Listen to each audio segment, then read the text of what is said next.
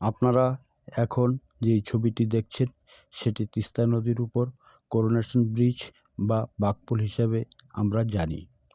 লক্ষ্য করছেন এই নদীর জল দেখতে নীলাভ, স্বচ্ছ এবং সবুজ প্রকৃতির সঙ্গে মিশে গেছে।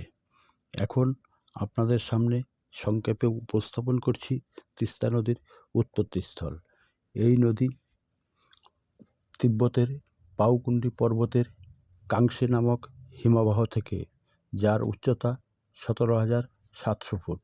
শুধু তাই নয়, হিমালয়ের সোমালেখ হইতে কিছু কিছু নদী উৎপত্তি হয়ে সিকিম রাজ্যের মধ্য দিয়ে এবং পশ্চিমবঙ্গের দার্জিলিং, কালিম্পং, জলপাইগুড়ি এবং কোচবিহার জেলার মেখলিগঞ্জ মহকুমা ঘেঁষে বাংলাদেশের রংপুর, কুড়িগ্রাম, লালমনিরহাট, গাইবান্ধা জেলার মধ্য দিয়ে প্রবেশ করে আবার ব্রহ্মপুত্র নদে মিশে যায়। এই ব্রহ্মপুত্র নদ বাংলাদেশের যমুনা নদীর নাম ধারণ করে। বর্তমানে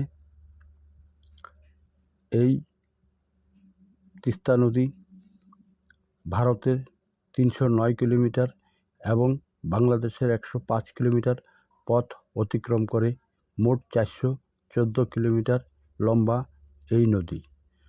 ভারত সরকারের সিকিমে এই নদীর উপর এনএইচপিসি অর্থাৎ ন্যাশনাল হাইড্রো প্রজেক্ট কর্পোরেশন তৈরি করে আমাদের দেশের বিদ্যুৎ সরবরাহের উন্নতি করেন। শুধু তাই নয়, এনএইচপিসি তৈরি হওয়ার দরুন বিদেশে বিদ্যুৎ সরবরাহ করে বৈদেশিক মুদ্রাও আমরা আমদানি করে থাকি।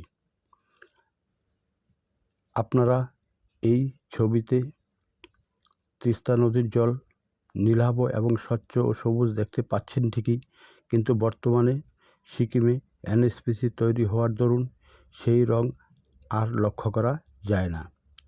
আজ এই পর্যন্তই। আমার এই ভিডিওকে লাইক, কমেন্ট, শেয়ার করে আমাকে আরও নতুন নতুন ভিডিও তৈরি করতে উৎসাহিত করবেন। ধন্যবাদ বন্ধু।